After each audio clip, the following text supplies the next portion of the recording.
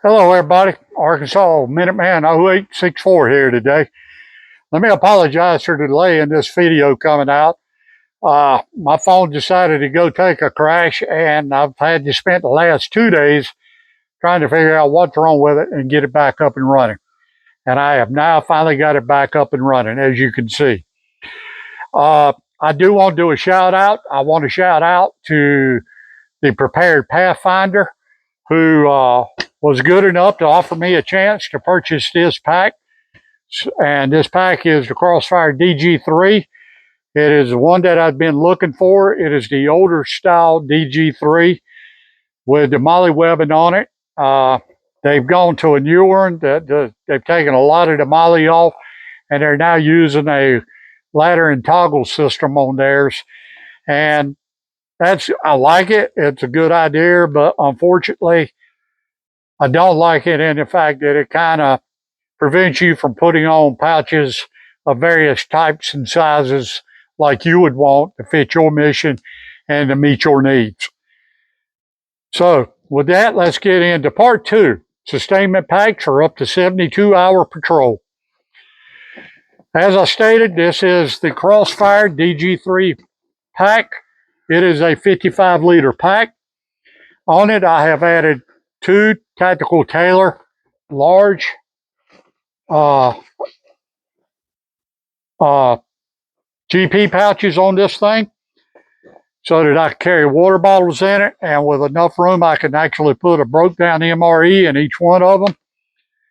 The pack is an external frame pack. It has a composite plastic type frame up here on it. It does have mesh in the back, and by the fact that it stands off away from your back, you get good ventilation back here, so your back breathes, and it helps reduce the amount of sweating you have on your back. It has a really good pad system for the waist belt, and it is unique in that it's got 2 wings that if you're wearing a chest rig, you can use the waist belt and wrap it around. If you're wearing belt kit, you can take it and either wrap it around the back of the pack and buckle it so it stays on, or you can remove these 2 wings completely and not use the waist belt that way also. The shoulder straps up here are very well padded. They're very comfortable. This pack wears well. It travels well, does not dig into your shoulders. It is a very comfortable pack. It has some molly webbing on the shoulders for hanging a compass pouch or a set of ranger beads. It also, down here, it's got 2 quick release buckles that you can snatch and drop it off your back in the event you need to get ready to ruck in a hurry. You can just yank both of them and drop the whole pack. It also has a sternum strap across your chest, so it holds the shoulder straps up on your shoulders and help keep them from sliding off. Down at the bottom of it, there are 2 sets of molly webbing down here, so that you can run straps through here, and you can attach sleeping pad, or if you've got one of the solid foam ones, or if you wanted to roll up a tent and put under here, you could do that. But you can carry stuff underneath the bottom also. Now I turn the pack around. It's got a good lid that comes down over the top of it. What I like about this is that you have a zipper here that zips all the way down, except on mine because I got a IFAC covering the zipper at this time, and this is going to wind up being moved. It actually is not going to stay here. I am going to move it and to probably to one side of this. I've got a set of ranger beads hanging on this temporarily so that I know where they're at and I don't lose them. This will get moved up to my left shoulder strap and be run through one of the piles webbing. Inside of the 2 side pouches I've got here, I carry, at this time, I've got one civilian style 1 liter bottle that I'm carrying. I am going to change it out and go with a 1 liter P58 style British canteen. On the other side, down in the very bottom, I am carrying a metal Crusader cup that fits on the P58 British canteen. Also, I use this for boiling water and cooking and whatnot.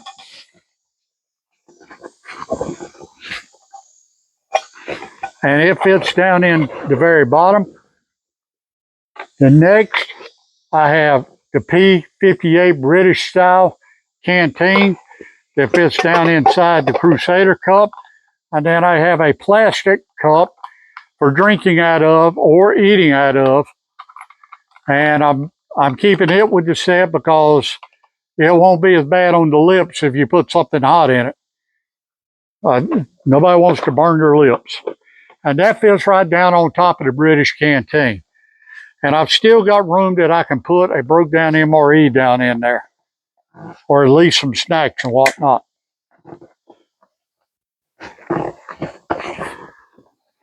On the top lid up here, if you look at the top,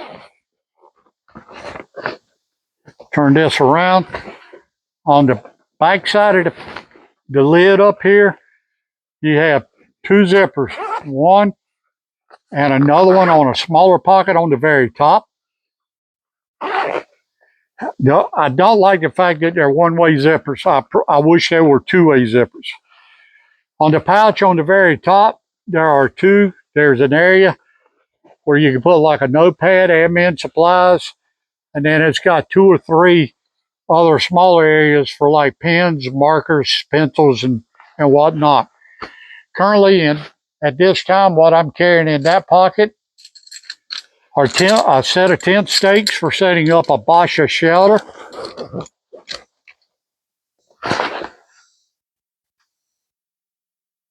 I am also carrying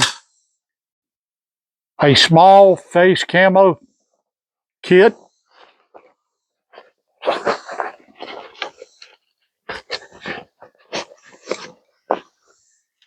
I'm carrying 2 Fire Dragon solid fuel tabs, and I've got 2 of the Blackbeard fire starters. If you've never used a the Blackbeard fire starters, I highly recommend them. They light easy and they burn for a long time, and they're really good at getting a fire started. You just cut a chunk off and then you light it. So I got 2 of those in there. Now, with that being said, I need to make a disclaimer here. At this current time, I am adding and deleting stuff, and this pack is actually under construction as far as being packed out, rigged out, and all that. So there's a lot of changes coming to it till I get it where I want it. And I also carry a hank of 550 paracord right here for making guidelines for the shelter and whatnot. And that takes care of the top pocket up here, the small one. Now as we move down to the larger pocket, on this one, if you see right here, there is a pocket that is on the top part of the inner pocket. It is lined with a velvet type material. In here I will put either my thermal scope or my night vision goggles in there to protect them because it's soft material. And down inside of it I carry additional stuff like a set of gloves. If it's cooler weather, I'll have like a beanie in there, a wool watch cap, and I can stick a extra set of socks in there with a inside of a Ziploc bag to protect them from the weather so they don't get wet. And I would also carry a broke down MRE up there and make that my first go-to meal, since it would be easy access. Now down in the bottom part of this pocket, I don't know if you can see it or not, but it is mesh right here. And it has got a pocket, or correction, a zipper that you can open up. And it opens up to a large mesh pocket down in here. And the unique thing about that part is you can also access this mesh pocket from inside the lid also. So you can get into it two ways. The zippers on here run smooth, no problems, and all that. There's very good zippers on here. Right in front of where the lid is, there is a double zipper here that opens up across here. And there are two-way zippers on this. This is where you can open up one side or the other and run your hydration tube through it, antennas to any radios, and the cords to maybe you got a handset on it. You can run it through there. It's got flaps that go down over the top of the zipper to help protect it from the weather. The grab handle on here is very sure, very solid. So if somebody needs to grab you up after you have gone down and drag you to safety, this will hold up and do the job.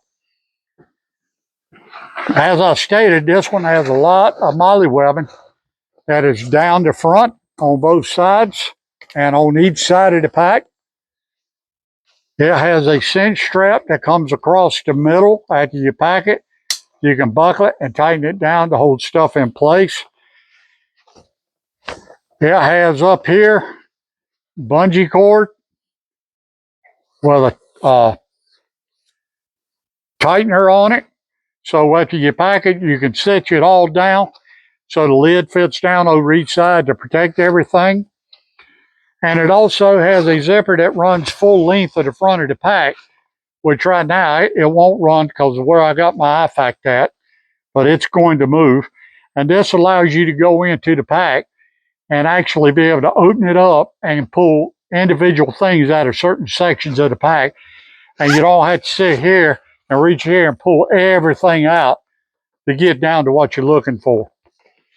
At this time, what I'm running with this pack is I have my bivy cover from my military sleep system and a green patrol bag out of it also. And this is set up for like early spring through mid to late fall. Now they say a patrol bag is good down to 30 degrees. I will also add a poncho liner to it, aka whoopee. Where they come up with that word at, I don't know. And that will carry me down to about 20 degrees that I should be comfortable at. I may have to wear an extra layer of clothing or something. Inside of it, as you can see, there's a pocket on each side of the zipper right here for organizing stuff on the inside of it. You can put like socks and Ziploc bags. You can stuff an extra meal down in here and all that. On each side of it, you've got these mesh bags right here, or pouches, that run the full length of the pack down. And at this time, I am carrying my British solid fuel stove along with a couple of extra fire dragons in it, 3 to be exact. And I'm fitting it down on the left side of the pack as such. On the other side is another pouch that you can organize stuff in. When I pull that out and add the poncho liner to it, this is the hydration bladder pouch. And it's actually, I'm going to wind up. Well, I can do it right now. It's going to go in up here.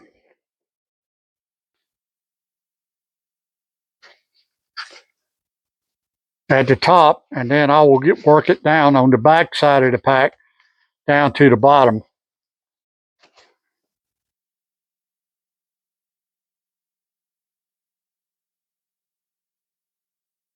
As such. It uses a tab that you push all the way through, and then you pull back on it and it lifts up so it catches. just like that. And that would be for the hydration bladder. And then it will just get stuffed all the way down to the back here. The other items that I am currently working with on this thing is, because right now I'm setting it up for kind of like cooler weather, I'm using the Climate Static 5 Lux SL air mattress that is insulated for cold weather. And all of the guys out there that is getting up in age like me, that's 60 and above, you know what they say. Kind of like what the guy on John Wayne's Green Beret said, I ain't no Marine. I believe in my comfort. Sometimes you need to carry a comfort item with you, because it is just a big morale booster. Also in here at this time, I got a British poncho.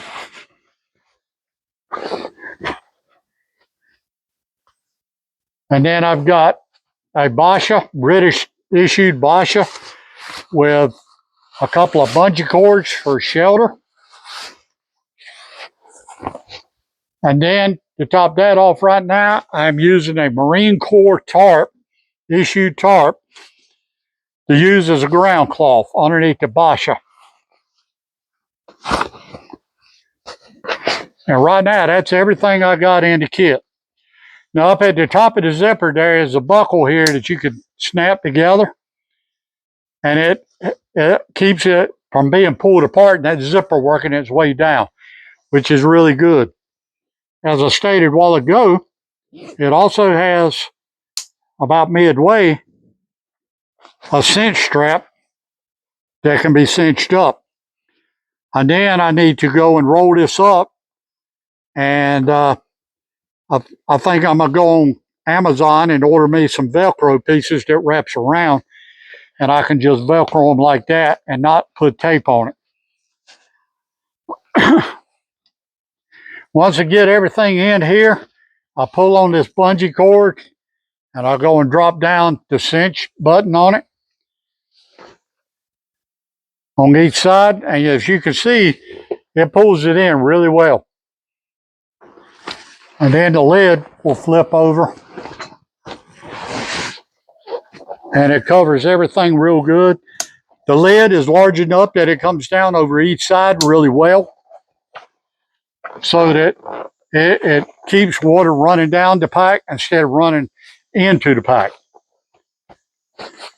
And that is the DG-3 Crossfire 55-liter pack.